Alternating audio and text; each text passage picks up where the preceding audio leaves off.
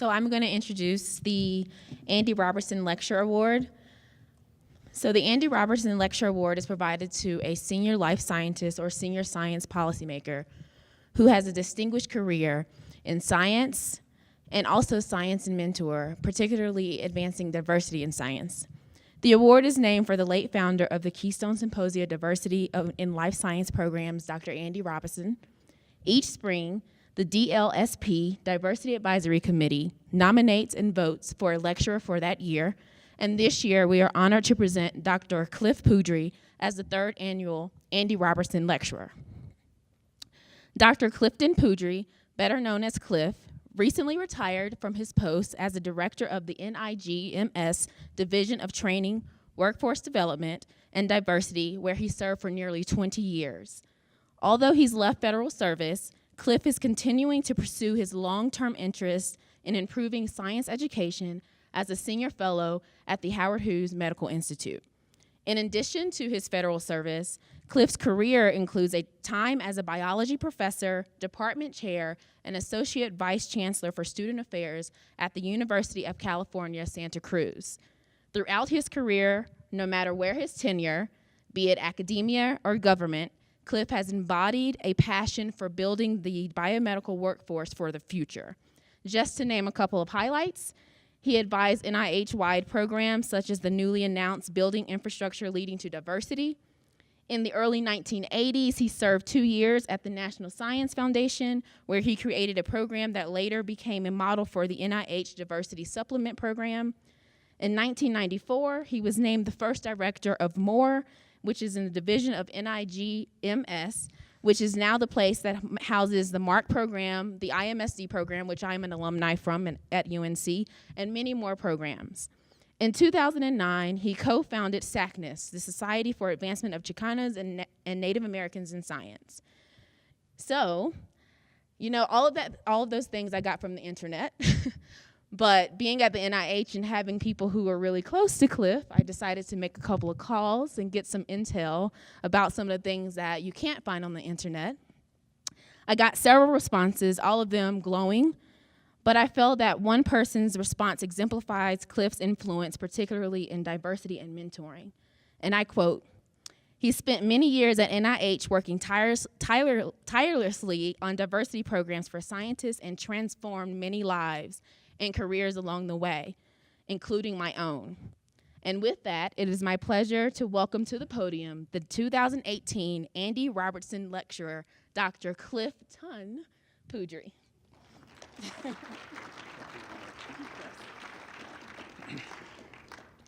Thank you very much, and thank you, Dr. Peterson and Dr. Ricks, for also the invitation and for many years of good collegial interactions. I want to make one correction. I didn't co-found SACNIS. That predates, it's about 40-some years old. But I was instrumental in developing a leadership institute in 2009. So that part was true. I am really honored and privileged to be giving a talk to honor the memory of Andy Robertson. I must say, I think that I met him, but I actually don't remember the specific interactions. But I've long appreciated the interest and commitment of Keystone, and I'm sure that some of that was through his efforts to developing a diverse and an inclusive scientific workforce. So this presentation gives me an opportunity to think about, and I'd actually like to get your feedback on notions that I think are important in making better progress on developing a diverse and inclusive scientific workforce. We're making progress, it's just been really slow. And I'd like to focus on just one aspect of this interesting problem, this interesting conundrum, and how it might relate to Keystone diversity initiatives. When thinking about my title, I went through several different iterations. I finally decided on a declarative. And instead of talking about developing talent or some other thing, develop talent. It's a declarative. That's what we need to do. I would say that 20, 30 years ago, I might have asked a rhetorical question as to whether or not the principal job of a faculty member is to develop talent, or is it to select talent? 30 years ago, that might have been rhetorical. Now it's pretty clear. Our job is to develop talent. Unfortunately, though, we spend a lot of time and a lot of effort on how to predict, how to identify who's going to be great and who's going to be easier to work with, who's going to have a lot of the skills already coming in so that we don't have to spend our time and energy doing that. Even for faculty hires, we really don't have an interest as academicians to develop the talent of new faculty coming in. We want to select people who will be really great colleagues and hit the ground running. So one of the things that I think about a lot are, so what are ways that we can understand even our own tendencies with regard to selection or development of talent? Well, one of the criteria that we often use in judging awards, competitions, recruitments is publications. But there's a problem. In about 2006, Michael Nettles and Catherine Mellett published this book, and they pointed out at that time that, that African Americans published about 30% less than their peers across all disciplines. Since I worked at NIH and communicated a lot with training directors, pre-doctoral, postdoctoral, and other programs, I asked them as friends and colleagues, could you tell me from your programs whether there are any disparities by race, ethnicity, gender, or whatever? I assured them that this wouldn't be held against them, that I wasn't part of the review process, and I certainly would lobby in their benefit if they could tell me their results. It was actually a surprise to me that universities all across the country, from the East, the South, the Southwest, and the West, all reported significant disparities in publication rate, particularly among underrepresented minorities, but also by gender. And in some cases, like the Nettles study, that approached almost 30% lower. That was troubling. I had hoped that many of them would publish that information, but I guess that's not the kind of information most universities want to publish. So we weren't able to do anything with it. However, in a program that we have at HHMI, where we have a Gilliam Fellowship, we ask the advisors to come to HHMI for training. We also, David Asai, took the opportunity to ask the advisors, and actually our reviewers as well, to see if they could get information from their campuses on publication rates within their graduate programs. We had incomplete information from many, but you can see from the bottom, from just this year's Gilliam Mentors, 26 programs, 16 universities, there were over 1,700 that had completed a PhD in the last 5 years. And so that, in fact, is the group that we want to ask about, those who have recently completed. And so we wanted to know how many papers did they publish per person. As you can see, we broke it out there. First authored papers, co-authored papers by gender and by race ethnicity. And what we can see is, indeed, there is a difference. Other people have reported recently on differences. These aren't huge differences, but they are differences. One of the things that, as faculty, we always think that all of our everybody publishes something, right? Nobody gets out without publishing, hopefully a first authored paper. So we asked of all of our students in that 1,600 or so, how many, what percent had a first author publication, and what percent had co-authored publications. And what you can see here is a significant difference, both by gender and by race ethnicity. Now, if you look at the numbers, the bars are it's drawn to kind of highlight the difference. So you might ask, are those differences meaningful? Well, even though they're small differences, when you look at the distribution, what part of that curve do we make our selection, whether it's faculty, whether it's fellowships, whether it's other rewards? It's over on the right side of the curve.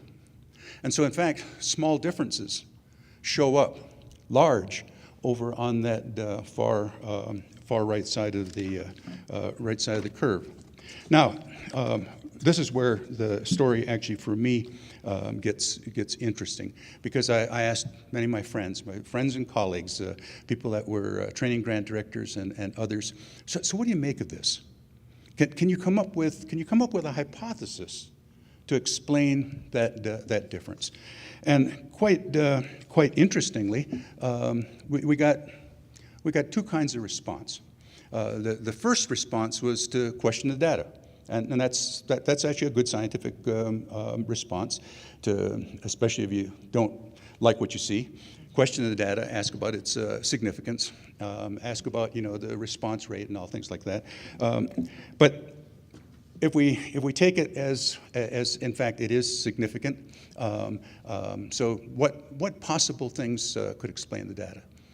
So quite interestingly, the very first responses that I got in conversations with people really took on the deficit model of the student. Two things. One, it's not my fault.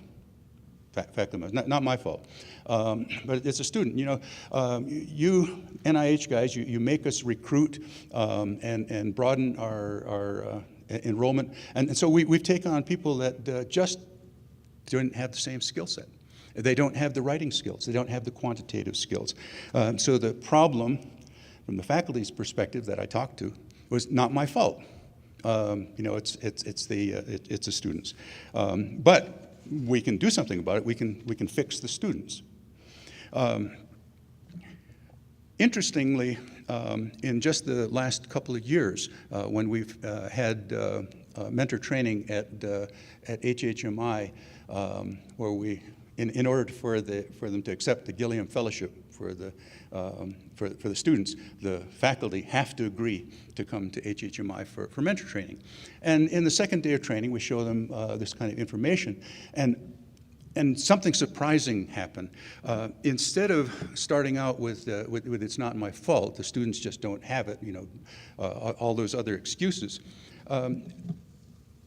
Comments came up such as, maybe, just maybe, since I really want to get some publications out, and these students are, their projects are important for our next renewal. Maybe I push students that I think can get it done. So they're the ones that I give these projects that are really hot and ready to go. Maybe the confidence that I have in the students accounts for both the projects that I assign and maybe even the feedback that I give them. And they weren't confessing, but what was terrific is that instead of starting out, "it's not my fault," the students are underprepared. They came from lesser institutions, a whole litany of reasons. In the conversation, the notion that communication between the students and their mentors was in fact possibly an important aspect. So imagine you've got an intervention, an activity that really works, whether it's a medical intervention or whether it's a social intervention, educational intervention. And suppose you do have a way of selecting that is actually very realistic and successful. What you'd expect to have happen if you had a very good, clear model of selection that was accurate, you'd expect a regression line. That is, the outcomes should outline along the same line as your selection, as you should have a nice clean regression line. Now, if you apply an intervention, in this case at the cut line there in the middle, and the intervention's a good one, then you expect a regression discontinuity, right? And And the outcome of this is that people who were very similar, because they're just plus or minus the cut line, have different outcomes. And so what that tells you is that the activity that you offered, the intervention that you offered, actually had some good effect. So that's good. We should be looking to develop good activities that in fact have as profound effect as we can for people, even very similar people, who are very close to the cut line. This brings up another unfortunate kind of a problem. And that problem has been sort of given the name a Matthieu Effect. And in this fairly large study in Europe of those that just missed the cut line in blue versus, or just missed the cut line in red versus those that were just above the cut line. And what this study showed was that in the years after the grant application, there was a divergence again in those two groups. So in this case, yeah, getting a big grant, in fact, really does help someone's career. Not getting a grant, even if by all criteria they were equivalent, it just happened to be just above or below the cut line, not getting a grant has substantial downstream effects. This is just an additional part, also show you the reference. It was the lines there are, the solid ones are right next to the cut line, and the various dotted ones are farther and farther above and below. But still, the result is that getting a grant makes a big difference, and even for people that are very, very close.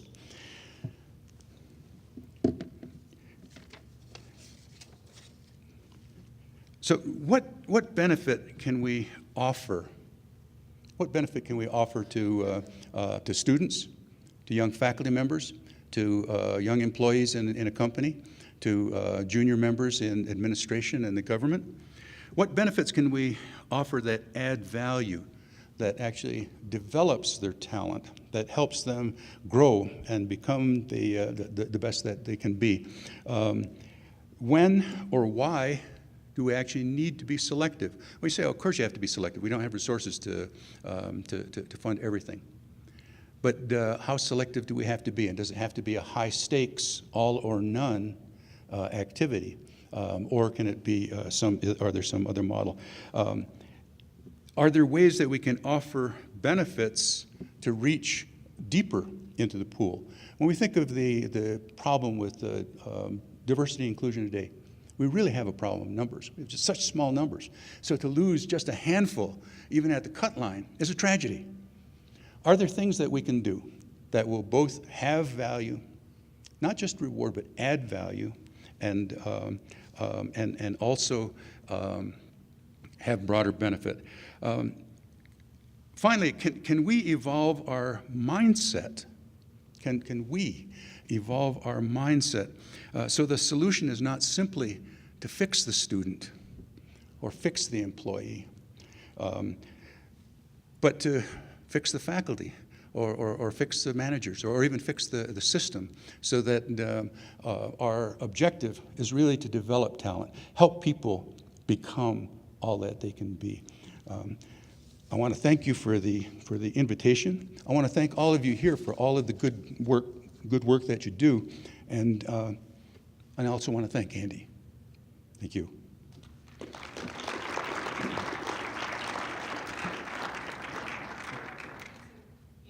I get to answer questions. Okay. Questions?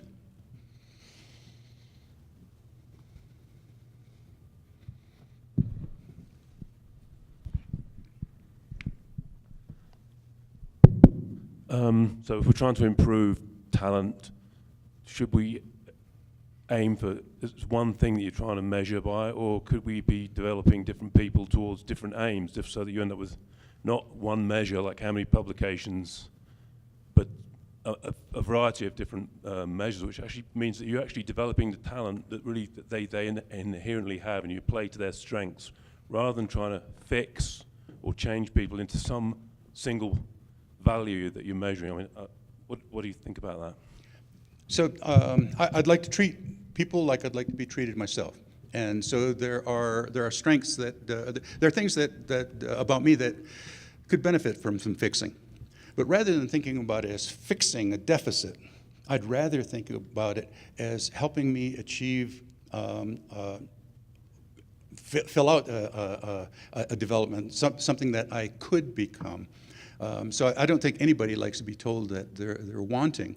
On the other hand, if we think about our children, our students, our employees, ourselves, the notion of personal growth and developing new skills, and even working on those ones that we aren't particularly good at, if that's part of our growth and development to make us stronger, better people, then it is still, so it's I guess a fine line between fixing versus promoting growth and wholesome development.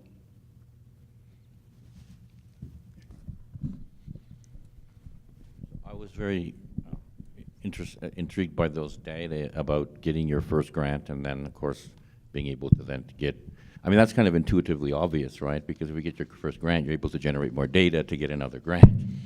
But my question sort of goes back maybe earlier, because when young faculty are recruited, they're getting startup money. And the question is there equalization across universities and systems for startup money so then every beginning young investigator has the same chance to generate that data for them able to get their first grant? And maybe one of the ways we can fix the system through, let's say, public funding through NIH is to go into specific universities and see where the gaps are in funding these early faculty, and then have impetus or stimulus grants to just, pump up or, equalize some of the funding across the board for these young faculty, so that all of them have more or less of an equal chance to prove their muster and then apply for those first grants. Maybe that's a creative opportunity to sort of help fix the system. That's an interesting suggestion. So I have a couple of questions about the graduate student publication data, which are very interesting. Did you reanalyze those data, asking whether the same was true if you had a same-sex mentor or advisor, or an opposite-sex mentor or advisor? I'm just thinking of the role model effect that might be at play here. We didn't have the resolution in this.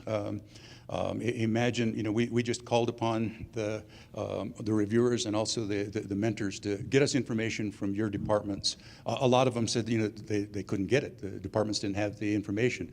Even the training grants, the NIH training grants that I thought had all of that information, in some cases they said that they couldn't get. So we didn't have the depth to ask that very interesting and I think important question. And the second question will be to do with field of study. I mean, I think it's true that not all fields publish at the same rate. And women in particular, at least historically, often went into developmental biology, which I think publishes fewer papers than molecular, fields. And so again, a question would be, if you normalized it for field of study, would you still see the same difference? Again, we don't have that degree of resolution.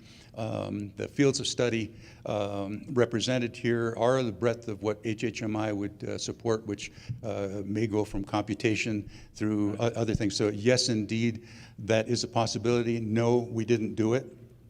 But it does sound like it's something that would be worth further study, right? No, you're absolutely right. It would be worth further study. However, what was important to us was not the specifics of the data, but the mindset of the faculty that we talked to about the data.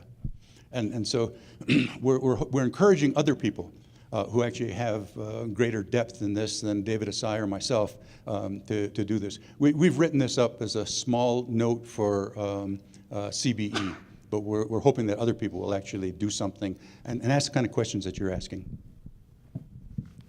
Yeah, I emotionally want to go back to the data you showed of the Dutch funding and how the people that get big grants at the beginning do better. And I might make myself unpopular, but the data is consistent that committees do a good job. And then in the last few minutes, a lot of us have served in study sections and committees, and it's very easy to choose the top 2% and get rid of the bottom 10%. But there is always a big discussion at the middle, in the middle of who gets it. So maybe the data actually indicates that committees are right and they are choosing the better scientist. That would be actually interesting to study, since the cut line is determined by the amount of money that's there, not by by an objective scoring.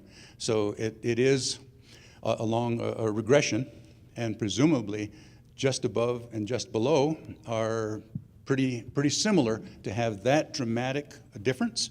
But your point is well taken, that perhaps committees have a high degree of resolution, especially at the middle.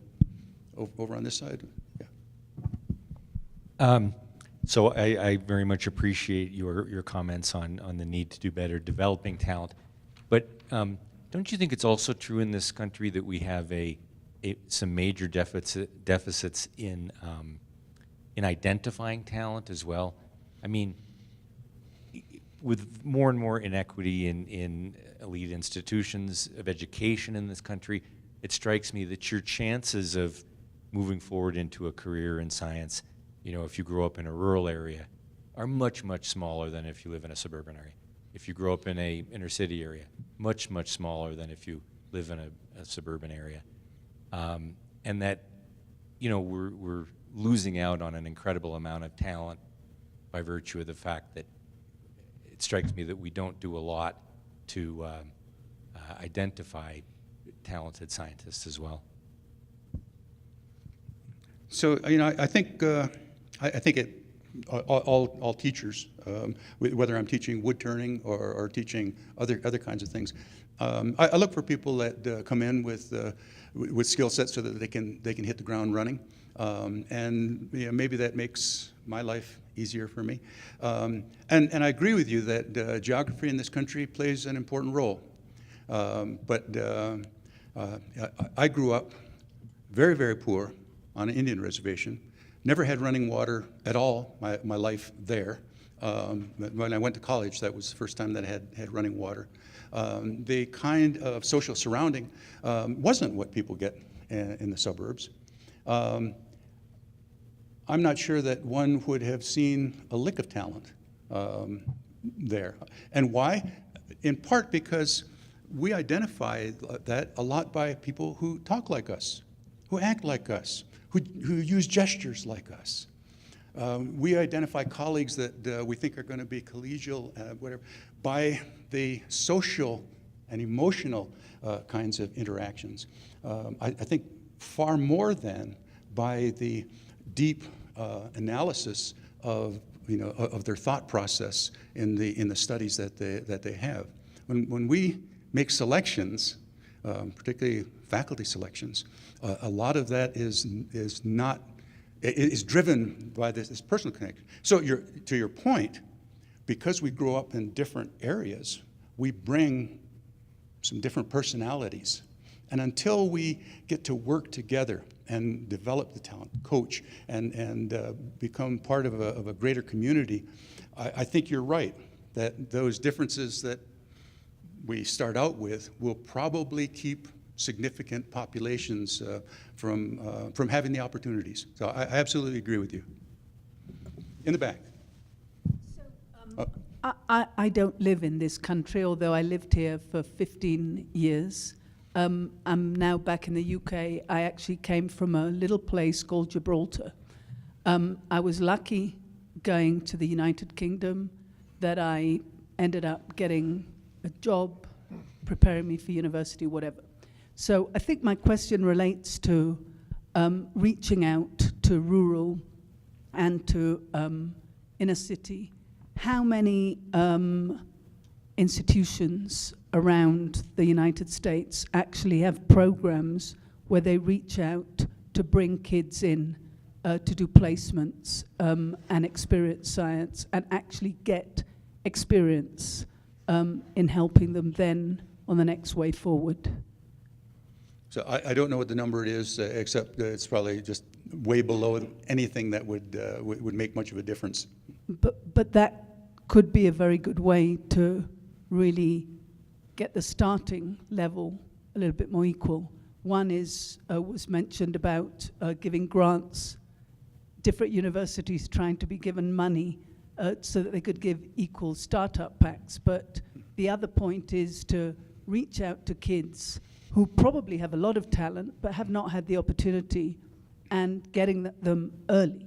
Mm-hmm. And is there any notion of trying to use that kind of measure to? Yeah, so I don't know of any promote notion, science? but I can tell you my personal opinion is that the profession of educator, whether it's K through 8, where it's dearly needed, or K through 12, the profession of educator is not as well respected as it needs to be, to both give them the respect and the push to do a better job, whether they're in rural communities or inner city or in in other more privileged neighborhoods. I think that's a place that the country needs, but we also have to think about what's our responsibility to do, as well as suggestions for other people.